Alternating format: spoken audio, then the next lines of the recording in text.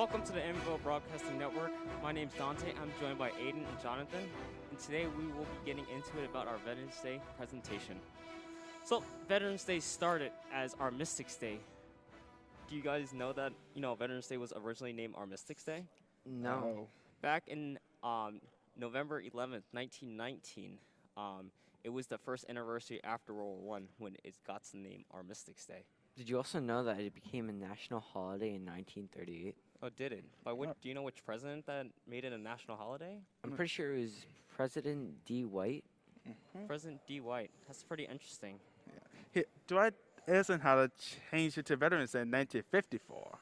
Oh, wow, that's pretty interesting because until then it was named Armistice Day. Yeah. So, and then after 1954 it was changed to Veterans Day. That's quite interesting. So, what is Veterans Day, really?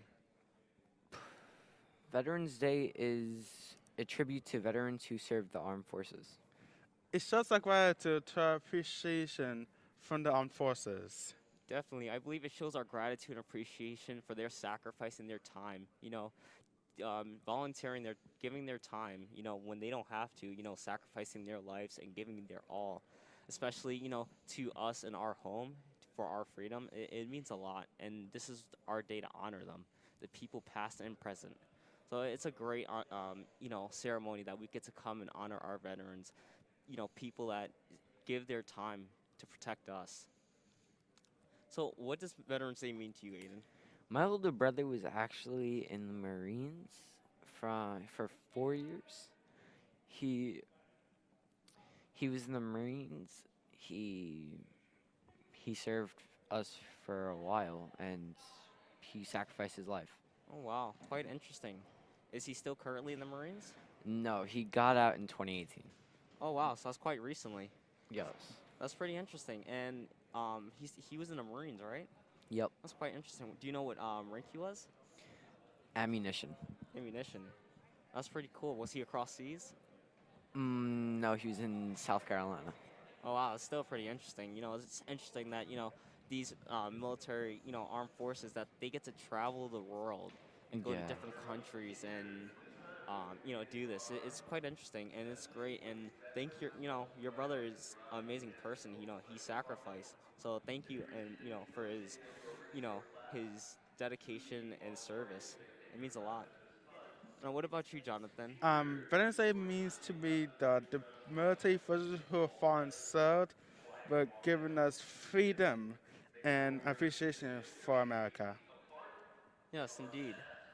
So Veterans Day to me is really a special thing. I have a lot of veterans in my family, and it just shows our appreciation to all the veterans that, has did this, has, fought, survived, lost their lives. It shows everything that they had to put on the battlefield for what we have today, our freedom, and how we are living in today's world. But moving on, Veterans Day, we should really stop and thank a veteran who may be a stranger on the streets, but is willing to sacrifice it all for our freedom. And overall, we have a lot of veterans, but still, it doesn't matter shape, size. They still served our country, and some of them paid the ultimate sacrifice, and a lot of them are home, and thank God, and it's amazing. Yes. So, what do you guys think? Do you have any veterans in your family? Do you? No. Actually, my great grandma was one of the nurses during the World War II. Wow, that's. And my grandpa was served with her. Except he was a commander, I'm pretty sure. Oh wow, that's high up there. Yeah. Now, she served in World War II. Is that how they met? Yes. Wow, that is interesting. Wow, that's something. In World War II, wow, that's very interesting. I know my my godfather, he is a vet as well. He served in the Army. He was infantry, and then he moved on to being a commander. So it was pretty cool from the big jump that he did and all the college and what he had to do to achieve that. But he set a goal for himself. He wanted to work his way up the ranks, and he definitely did that. And even working his way up the ranks, he came out and he missed it. He missed that lifestyle, and he lives it every day still. He does everything like he's in the military, and it's just the lifestyle, and it's great. These people are sacrificing their lives and their dedication, and it means so much to us. Do you have any veterans in the military, No, Jonathan? unfortunately. Oh, but still, how do you feel about your brother serving in the military? Were you scared? Were you nervous? At first, I was scared, and then I realized if he's just an ammunition, he's got more of a chance to be who he wants to be. Oh, Um, so I was nervous at first, but I started getting used to it after the 2 years, and then the other 2 years we were on a call like every day. So we figured out how to make sure he was always safe. It's pretty interesting. Now, did he, after his contract ended, did he just not resign or Actually, he got hurt, so he got sent home. was he honorably discharged? Yes. Well, that's pretty prestigious. But I hope your brother's okay, of course, and that he's doing good. And Yes. tell him thank you for his service. I'm pretty sure all of us appreciate that, and he did a big thing for our country and us. For the reason why we have our freedom that we have today, the reason why we're doing this. So thank you a lot. So in a couple of minutes, we are going to bring it over. We are going to have our presentation begin with Miss Rocky in a couple of minutes here as our seniors start filling in the gymnasium, which is our new gymnasium as of last year. We are glad to have them. So definitely. So you guys, did you guys watch the game this Sunday? The boys soccer team winning the Class A championship. I fortunately did not, but I did hear about the win. Yes, it's extraordinary. I know their record was 17-1-1. wow, that's pretty prestigious. Do you know the score of the game, Jonathan? I haven't watched the game, so. But congratulations to the boys soccer team for the big win. Yes, definitely. Congratulations to them. I believe it was a 3-1 win. 3-2. 3-2 win. So that's amazing, that they pulled off the win and they won the championship. So I mean, that's really great, And we had a great team for years, and they keep it going.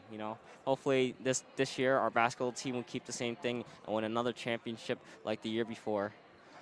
But moving on, back to Veterans Day. Did you guys know in 1954, like Jonathan said, that it was changed to Veterans Day? Actually, I didn't know that. I actually thought it was very interesting. Because at first, I thought it happened as the first time they made Veterans Day. Like, they made it a national holiday, which was actually in 1938. I thought that's when they just made it Veterans Day. I didn't realize that they changed it. Yes, indeed. It's quite interesting, that fact that you said, Jonathan, that it was changed to Veterans Day by, what president did you say? President Dwight Eisenhower. Yes, that's pretty interesting. That's an interesting fact. The reason why it was named Armistice Day is a quite interesting fact, and I believe it's somewhere on the guidelines that it was the Army serving. I'm not too sure, but I believe it was on that lines. But it's quite interesting how we went from, having, not a day like this years ago to having this day when we can celebrate, our veterans for their service and, appreciate them. Yeah. Also, another day we honor our veterans from the past that, paid the ultimate sacrifice for their country is Memorial Day. And that was a couple months ago. But that's another day, we honor our veterans for the sacrifice that they paid in the way that, how we are to what we have today. So it's amazing, Right. obviously. So it's amazing how, what we have today is, people giving their lives and their dedication, it's so amazing. Yep. Now, right now, we're waiting for students to fill up the gym before we begin our presentation, so bear with us. But Just bear with us. It'll be there anytime soon now. yeah, so it became a national holiday in 1938. I wonder why it wasn't a national holiday in 1919 when it was first created. Oh. It's quite interesting. Yep. Yeah. I think they realized after World War II that they should make it a holiday because of everyone serving. Yeah, this will make it every November 11th. Yeah, that's quite interesting. And during right after the First World War and the mid of the Second World War, it was made a national holiday. So that's quite interesting.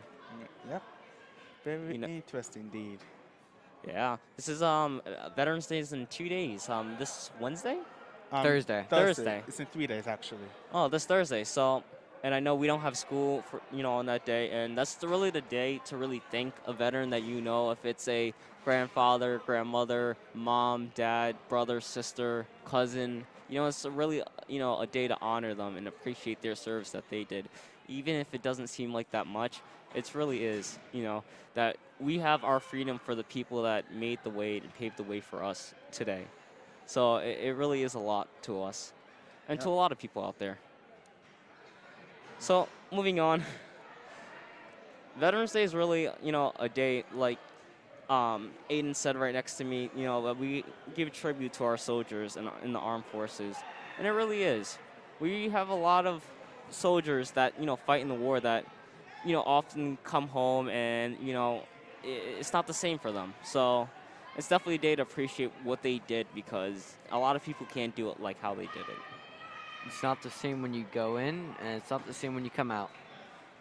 Definitely. Things change. A lot has changed. A lot of things in our, modern day adapts, to the new society, the new generation, everything. Well, look at the school, Last year we had a new gym. We had the old gym, I'm sorry, and now we have a new gym. So we had to adapt to this, It's something nice and, we have and we was fortunate enough to get, but we had to adapt to the change in having a new gym.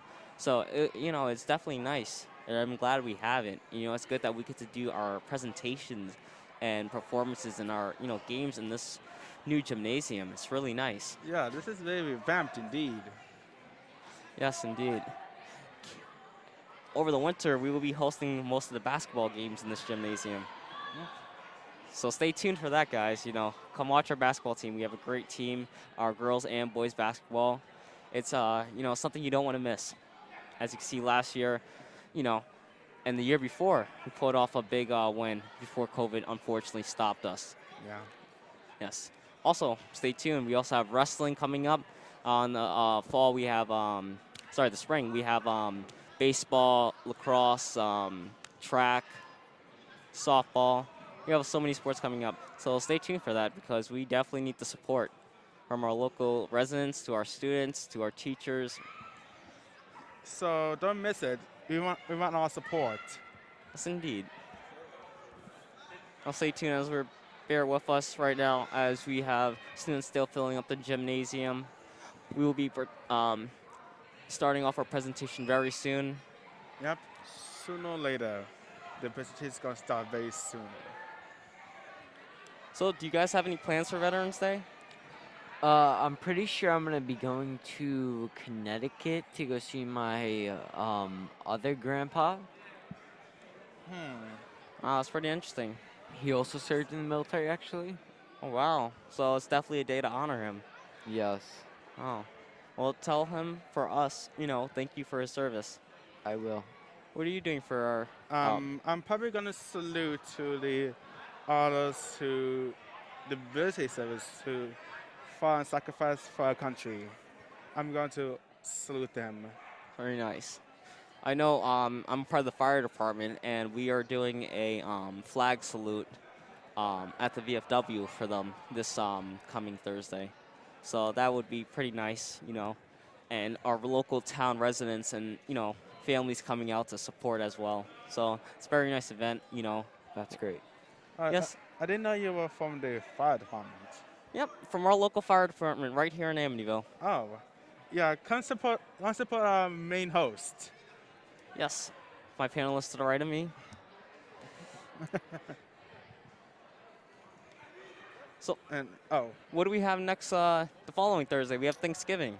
Yeah. So, you guys ready for some turkey? Some turkey mashed potatoes? Mashed potatoes. and stuffings, pumpkin pie, cranberry sauce. Although my parents don't eat turkey, my mother eat turkey. Yeah. So, we also have chicken and all those good foods. So, do you have guys have any plans for Thanksgiving? I'm pretty sure I'm gonna be gone for the week. I'm pretty sure. I'm probably gonna be going to Connecticut for a week and a half, and then I'm probably gonna be coming back here celebrating with my family. Oh, that's pretty interesting. What about you, Jonathan? Do you have anything happening for Thanksgiving? My sister and her boyfriend are coming to my house to celebrate Thanksgiving. That's fun. What about Ah, you, Dante? For me, right now, I don't know as of yet. Obviously, things can, obviously, change. But as of right now, I'm going to, go out east and have, a big dinner with my family. Oh, Of that's course, great. the, traditional thing to do, enjoy it with my family and my friends and loved ones, parents. So it's definitely, something, to keep in mind to, definitely spend that time with your family. So right now we are beginning our presentation. So I am about to pass it to Miss Rocky in 1 second, guys. Stay tuned, and thank you. Ladies, gentlemen. Thank you. Thanks. Ladies, gentlemen, seniors. Thank you. Please give your attention to Miss Rocky. We're here. We're being respectful. We're here to honor our veterans. Thank you, guys. All right, good morning. Welcome to our Veterans Appreciation Day. Over the last few years, we've began bringing in veterans, sharing stories, making connections, and acknowledging the appreciation for the service that they have done and continue to do. Today, we're very lucky that we're able to have some veterans from our district that are going to be answering many of the questions that the seniors came up with. Be respectful. You should be wearing your masks. You should not be talking. You should be off your cell phones. So, welcome, and we're going to begin.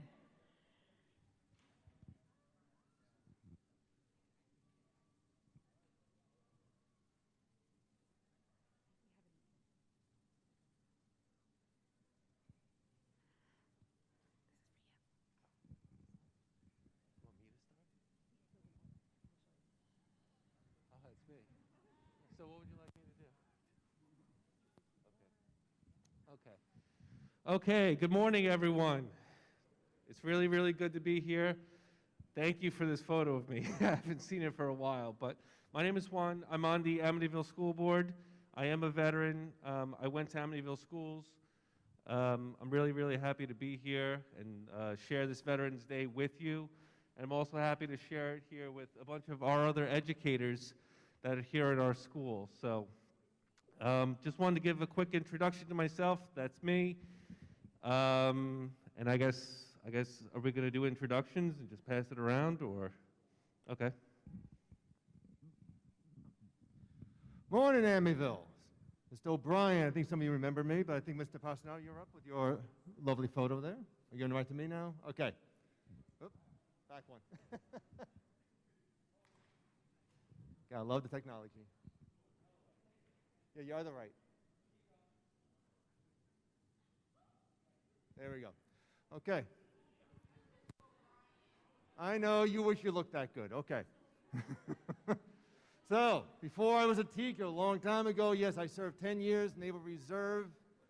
I went to a college program, so I came into it as an officer. I moved up 3 ranks in my time serving. Okay.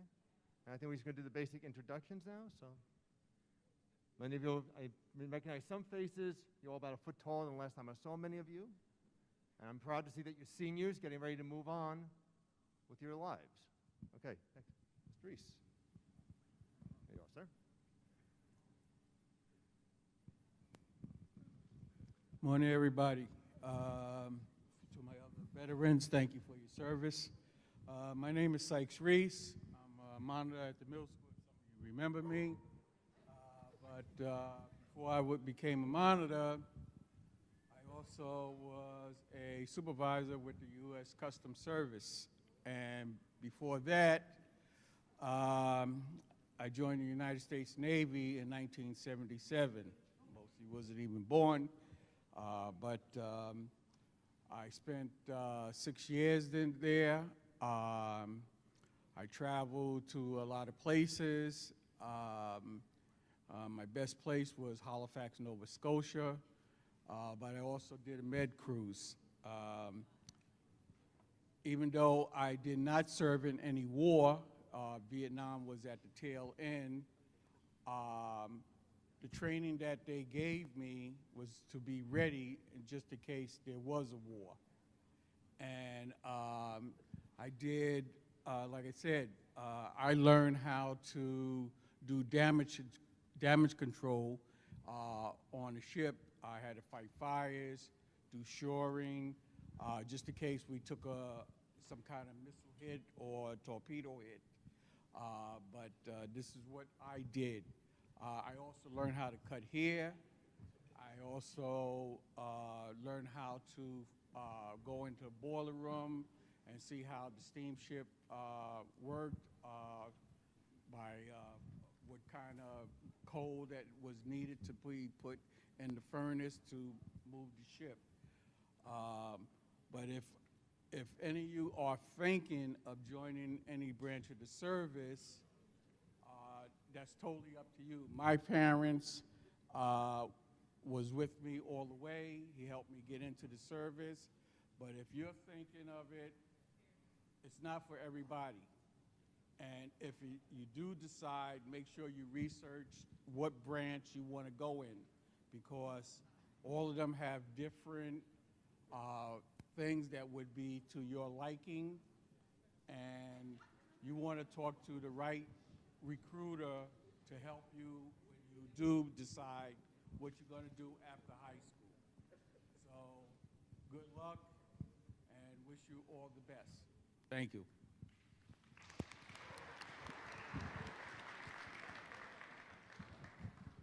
Hi, good morning, everyone. Good morning, seniors, fellow veterans. It's an honor to be here with you all, and I hope you take something away from all our experiences, whether or not you decide to join, but you're all thinking about the future. You know, we were young like you, thinking about our future, so if there's anything you take away, whether you decide to join the military or go to college or trade school, you know, I hope it helps today. And so I'm Virginia Figueroa. I'm an assistant administrator for PPS and special education. We're located next to the middle school, and I currently oversee the K-5, pre-K-5 program for the district. And I joined in 1995. I actually joined after college, so my route was different, and served with people who joined for many different reasons, but once you're in, you belong to the Army, and so we all had to come together, and I think that was a great learning experience as well. You know, coming together as people who are different from you, people you might never have been around, and learning from them, you know, even if someone from down south could have different customs and way of doing things, and so we all would just come together when it was time to go overseas. I got to serve in Bosnia, Afghanistan, and Iraq. Also because as a reservist, we had a training mission in Panama when they were closing up the base there. So it was a great experience. I wanted to travel, so that was, I got out of it what I wanted. But that, you know, I'm sure we'll share more and we'll get to your questions. So thank you guys for having me here. Thanks. Good morning, everyone. I'm Mr. Paternostro. I'm the administrator for pupil personnel, and that's my wedding photo. Hopefully what I can instill on you all throughout this short ceremony today is a sense of uniqueness and honor if you decide to join the military. Mr. De Leon and I were both infantrymen, and what sets infantrymen apart, you can't see in my wedding photo, but we have a blue cord on our shoulder. It's the only military occupational specialty in the Army that wears that. But I've been out of the military for 21 years, and every Memorial Day, every July 4th, every Veterans Day, I feel a sense of honor by being a veteran. I wanted to join the military since I was in middle school, and my parents tried to talk me out of it because my uncle was a Vietnam veteran. He was wounded. He had a pretty bad experience when he was wounded that they couldn't get in touch with him. So my family had a bad taste in their mouth about military, and especially being infantry, which my uncle was. They said, why don't you just do finance or something like that? But I'm like, if I'm going to join the military, I'm going to do the hardest core military occupational specialty possible. So I was light infantry. What light infantry means is that you carry everything on your back and prepare to go to combat. Your food, your clothing, your ammunition, your water, everything you need, your toiletries on your back. There's a couple of ways you would go into combat. You would go in by helicopter, and I loved helicopters. I did so many missions on Black Hawk helicopters and Chinook helicopters, and I mean, every time I see a helicopter, it brings me back to that exciting experience riding helicopters and doing missions. I did not serve in combat because at the time I was in the military, there wasn't a war going on. But the other ways we got to where we needed to be with our mission is by trucks, but also light infantry meant we walked or hiked where we had to go. So in order to graduate infantry school, we had to do what's called a road march, a 26-kilometer road march with everything on our back. It was about 60 to 70 pounds. 26 kilometers is about 15 miles up and down these crazy hills. But when I look back on it, I have 3 master's degrees, and being in the military and graduating boot camp and infantry school was the hardest thing that I had to do in my life. You know, when I went to school, I studied, I took my tests, I was fine. I knew I would make it. The military challenged me in ways that I'd never been challenged before. And I look back on it with a sense of pride. You know, one of the things we wanted to talk to you about today is what did you walk away from with the military? What I walked away from with the military is that I could do anything I set my mind to. There was no doubt that I could do anything I set my mind to. I had failures in the military, and I'll give you an example. I left the military as a sergeant, and to become a sergeant, you have to go to this course. It's different now, but it was called Primary Leadership Development Course. And it's tests, it's field exercises, but there's a land navigation course where they give you a map, they throw you into the woods, they give you 4 points that you have to find in about 4 hours, and then come back. That was our last phase to pass that class. I failed the first time because I got stuck in a swamp and I got disoriented. And I was so angry with myself. I was so upset because I thought I was going to go back to my unit as a failure. My dream to leave the military when I left was to be a sergeant. But I pulled myself together and I studied all night, and the next day I passed that class. So I didn't experience those kind of failures in school. I was a pretty good student. I put the effort in. But that failure and overcoming that failure, I look back on it, you know, 21 years later as an amazing accomplishment in my life. The other thing I wanted to tell you is that the military pulled me from the time I was in middle school. I tried to deny it. Other people have other passions in life. All throughout high school, I met with recruiters when they came to school. And my parents were like, no, we're not going to sign off on that. You're under 18. So I'm like, all right, maybe they're right. Maybe I should just go to college. I went to college, finished college, and about a month before I was graduating college, I felt this, the Gulf War had started, the first Gulf War with Saddam Hussein, and I felt this calling and this pulling to go join the military. And for probably 7 years, people talked me out of joining, and one day I just made up my mind. I drove into Brooklyn, I enlisted, so no one could talk me out of it because I already enlisted, and I never looked back, and I never regretted that day.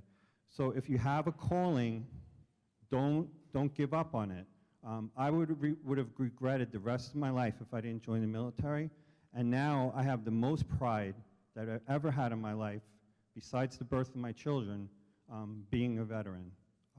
So, you know, that's my story. One advice, like Mr. Reese said, is if you meet with a recruiter, don't sign anything unless you speak to your family member.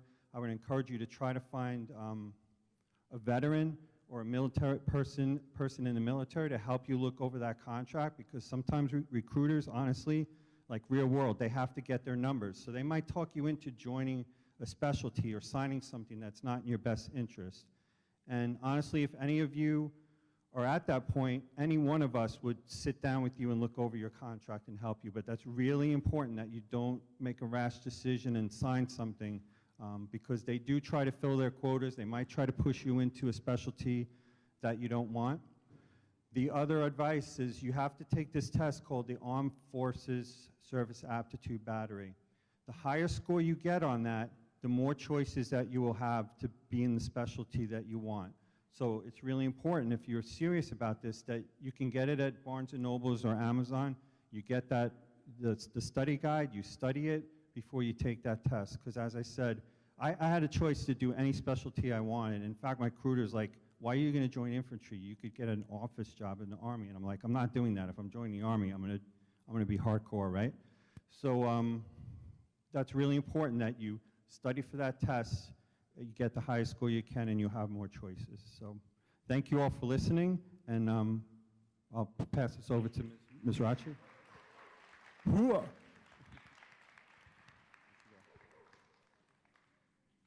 Who may? Oh.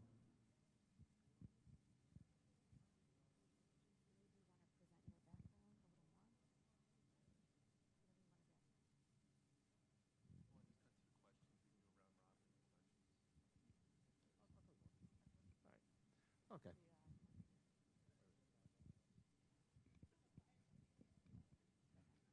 Okay. So a little bit more background. With the college program, since I was already in college earning my business degree, I went into what they called an incentive program.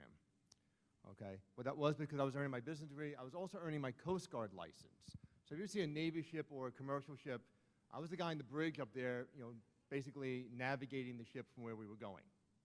Now, this is before, GPS, which you all have in your phones, which some of you are playing with right now, which is rather rude and disrespectful to my colleagues, so please put them away.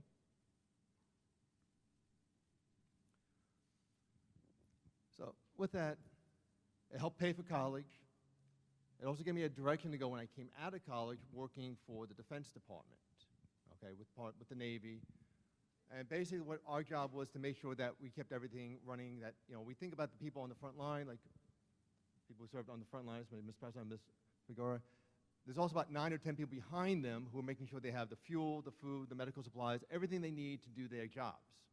Okay, that's where I came in. Okay, my job was I was a transportation specialist. Now, I got to travel to a lot of different places. I've crossed the Atlantic Ocean about 7 times. I've crossed the Pacific twice. I've done a tour throughout the Caribbean, visited about 12 different countries, places like England, Ireland, Scotland, Spain, Italy, Puerto Rico, Cuba, Guantanamo Naval Base, been through the Panama Canal twice, Hawaii, Pearl Harbor, Wake Island, and a place called Kamchatka, which is up in the North Pacific, north of Japan. So there are different things I was doing on these ships. The first trip, I spent 4 months in the Mediterranean, basically going to Spain and Italy, making sure we were supplying ships. We didn't do it in port. We did it while we're at sea. So a ship would come alongside us, and we basically shoot a shotgun line over to them, and then we're sending them fuel, we're sending them food supplies, things like that. Because we could do it quicker and better than the regular Navy guys. Their job was to man the fighting ships. We brought the supplies out to them. My second trip was 6 months in the Caribbean, and that's where I spent Christmas, December 18th, 1989, when the United States invaded Panama. So my 2-week Christmas vacation I planned in Puerto Rico got changed, and we spent Christmas, in a hostile environment, what we call a theater of operations. Yes, it was a shooting conflict, okay?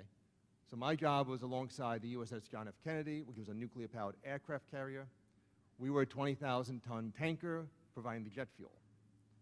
Now, if you've ever seen what a gasoline fire looks like, imagine what would happen if 20,000 tons of jet fuel goes up. That ship and a ship within 100 yards, it would be gone as well. So it was a little tense at times. Okay. My third trip, 4 months off of the Kamchatka Peninsula, we were in total communication blackout. I could not talk to my family. They did not know where I was. All they knew, we were out there in the wintertime, and our job was, this is before the collapse of the Soviet Union, okay? We were on a small 150-foot research vessel, as we called it, listening for Soviet submarines coming out of Vladivostok Naval Base. And this was wintertime, so 60, 80-foot seas were the norm. So if we had a snowstorm here lasted a day or two, we got snowed on for 2 weeks, okay? Couldn't go out on deck, okay? I think I lost 20 pounds in that trip, okay? And again, we had no communications with anybody, and it was dark about basically 16 hours a day. And on the ships, we worked on a rotation, 4 hours on, 8 hours off. My rotation was 12 to 4. I worked from noon to 4 in the afternoon, and I worked midnight to 4 a.m.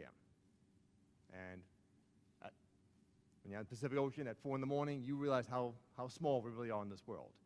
It's a beautiful sight when you see the stars from horizon to horizon, okay? It's something I'll never forget. But with the military, I got a little bit of money to help me with college. They wanted to see me succeed.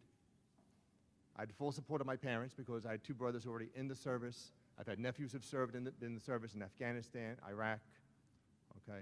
So it is a good opportunity. Doesn't mean it's the right opportunity. You have to really research it and think about what you want to get out of this, okay? If you're doing this for the money, I think you're going to be disappointed. If you're looking for a little bit of direction, learn some discipline, get the opportunity to go places you've never been before, then it's something to look into. And if you're not sure what you're doing in college yet, it might be the way to start, because the military will train you. Okay, they will send you to school for things that will work for you. They're very good about that. Okay. I'm trying to think if there's anything. I think that's about all I have for this. Ms. Nunn, do you want to talk more? A little background, Great, thank you. All right, also I want to give a big thank you to someone that you probably see every day who's here with us, who's also a veteran, Mr. Bailey over here. Can you just give Mr. Bailey a big hand for his service to our country?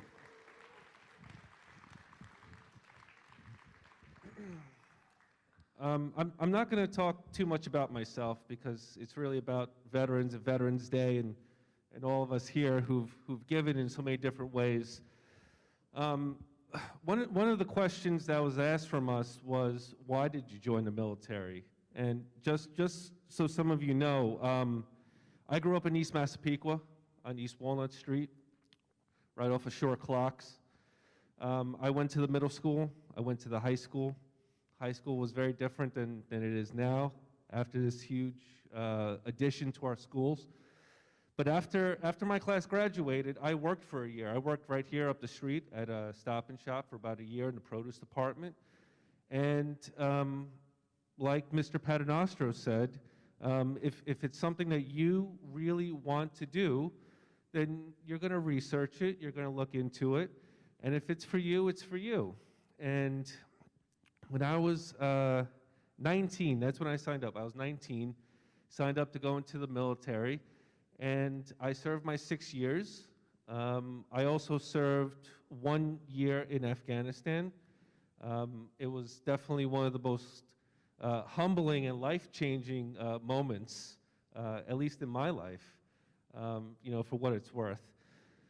I mean, that was a long time ago, though. It must have been about, 10 to 15 years ago I was over there. But military service is something very special. It's something that we've always had a deep root for in our country, even in our own community. We have so many people every year, so many students that raise their hand and say, I'm going to serve in the military. We see it every graduation. And that's part of what makes us so great, is that we've always had so many people that have been willing to just step up and say, yes, I'm willing to do this. Yes, I'm willing to put on the uniform of the United States of America and serve. And basically send me anywhere around the world that you need me. And that's something that's very, very special. And that's something very special to us and to our community. So I'm going to pass it on to Mr. Reese. Did you want to speak again? I'm going to pass it on to Mr. Reese, okay? So if I don't see you again, have a great day, everyone. Take care. Okay. So like I said before, I was in the Navy. I was a seaman. And I was aboard a destroyer, and it was the DD-880 called the USS Dias, and that was my ship. I was based out of the Brooklyn Navy Yard, and like I said, there was no war, and the time I spent aboard, I learned all these different trades. That's something that you could also learn once you leave the high school, or you decide if you want to go into the military. They have different trades, the Navy. If I had to do it all over again, I think I would have went into the Coast Guard. It's almost the same thing, except that what they do is close. They defend the close in the United States as opposed to going overseas. Like I said, I did a couple of good duties, which was I went to Rota, Spain, saw the Rock of Gibraltar. I've been to the French Riviera. Like I said, I also went to Nova Scotia, which was one of the best places. I spent Norfolk, Virginia, which was a Navy town, Newport, Rhode Island. So those are the different places that I went to. And I was young. I was 20 years old. And back in '77, you know, college was not a big thing. So some people will decide to go to college. Some people will not. If you do not decide to go to college, you may want to look into joining the military.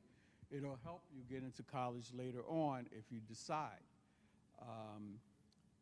But this is what I decided. My father helped me along the way. He was also in the United States Army. He was a sergeant in World War II. And he guided me all the way. And he had 11 kids. And out of all of us, 2 of us went into the Army. I had my other 2 brothers was in Navy, and I had one that was in the Marine Corps. So we covered almost, and I have a nephew right now who's in the United States Air Force. So we kind of cover all the branch of service. But again, make the right choice before you decide to sign with these recruiters, because they'll put you sometimes in a branch that you don't even want to be in. So again, wish you all the luck. Thank you.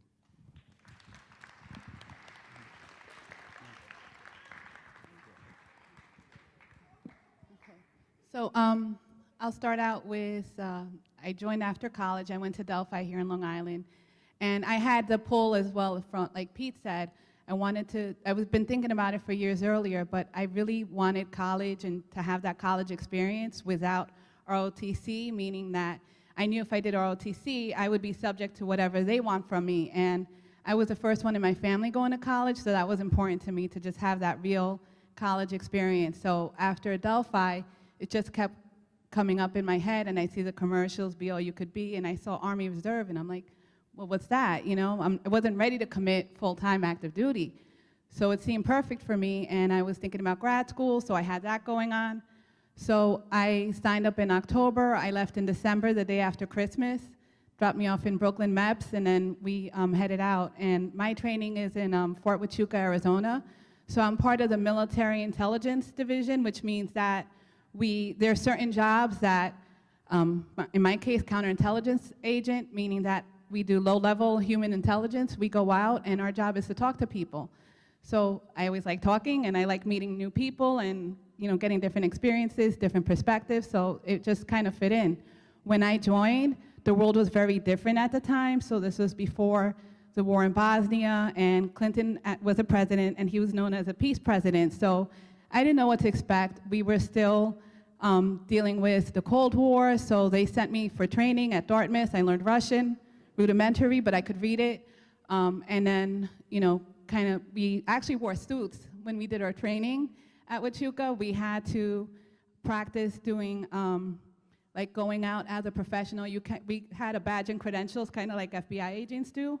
And, you know, practice going out, talking to people. We also ran background checks, so if we went overseas, we were able to do that for people that needed top secret clearances. And I saw the shift happening, and so by the time we got to Bosnia, there was no suit, all green, and it was a tactical mission. And we were really kind of learning how to do that in that environment. You know, I'm a female. Obviously, you know, they don't treat us like we're going into combat, but the reality is once you're there, you're a soldier. There's no, like, don't shoot me, you know? So the weapon I carried is a handgun, because my job is to talk to people. I can't walk around with an M16 that's almost as long as I am saying, could you give me some information, tell me about these routes. And we had some very specific rules of engagement too. So really our job, especially in Bosnia, as the war was over, is to keep everyone separated.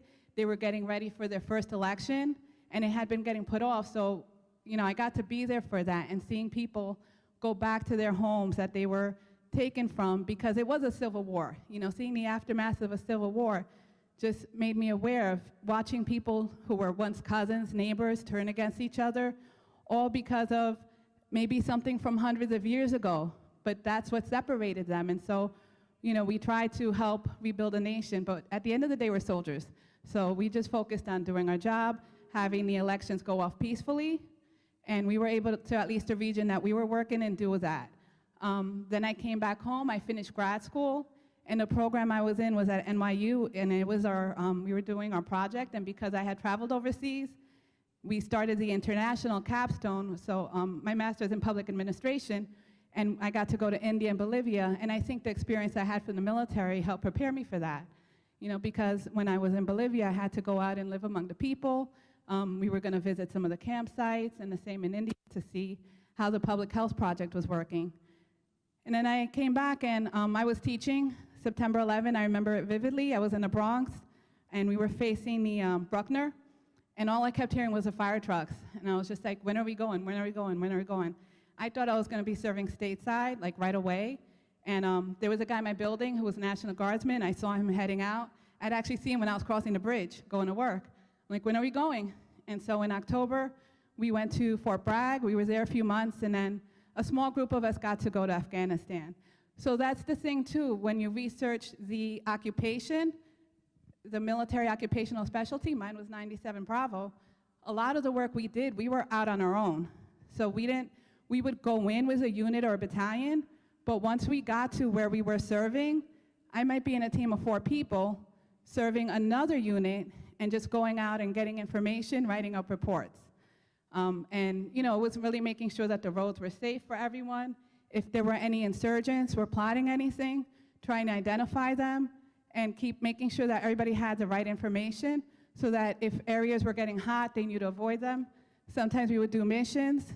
So if the unit we were with, they were cavalry, needed to go clear an area, we would go in so that when they were, you know, speaking to people, we would go in and we would do the conversations. Sometimes we would have to apprehend people, bring them back, and talk to them. So I did some of what we did also crossed over into interrogation. And again, you know, I think it's all about that perspective, is that you're dealing with people, right? And a lot of my job, it wasn't clear who was the enemy or not, you know? But for the most part, like I do now, I treat everybody with respect, try to find out what's really going on, and get the information that we need. And sometimes there were a lot of people who were willing to talk to us. I will tell you, in Iraq, it was interesting that people would find out that I spoke Spanish, and because they didn't speak English, there was a university in Iraq, and a lot of people learned Spanish there, Iraqis, because they would deal with all of the foreign dignitaries. There are 19 Spanish-speaking countries. You know, sometimes we forget how big the world is and what's going on outside of, you know, the rest of the world. So they would come and find me, because they knew they wanted to talk to American, and they knew I spoke Spanish.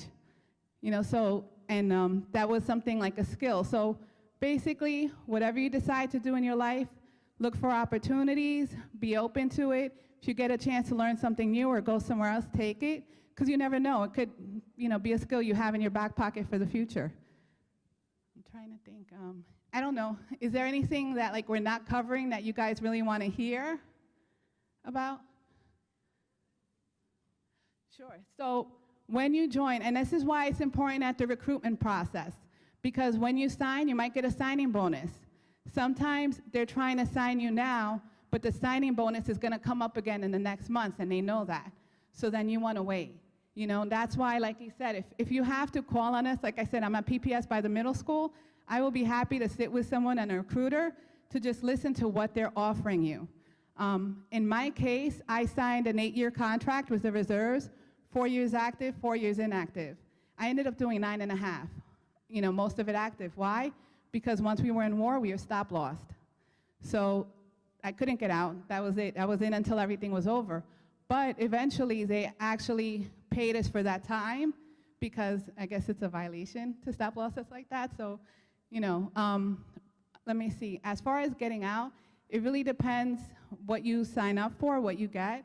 And so if you're going to get the GI Bill that pays for college, not every job gets it, and not at the same time. So if that's really what you're looking for, like the loan repayment or college, you have to find out who's getting it, what jobs, and what's that going to mean for you? You're also, sometimes you could get a skill, right? Learning fiber optics, electrical engineering. I mean, now with the future technology, I'm sure there are jobs that weren't there when I signed up, related to computer repair or, my cousin worked in Kuwait doing all the fiber optics, and then he got a job, once he got out, they're paying good money for that. So, those are things to think about. That's a great question. Also, if you serve in combat or you serve long enough, then you get the veteran status. And then that means, like, on my license, it says veteran. I could get a free meal on Thursday. I get the VA benefits through the hospital, but it's only for me. So, I still work, so I have family coverage. Trying to think what else. And eventually later, many years later, they did give us the 9/11 GI Bill and I used that to study for my doctorate. I'm still working on it, but maybe in the future I'll come back as Dr. Figueroa. Thank you. Any other questions before, or someone else wants to? No? All right, thank you, guys.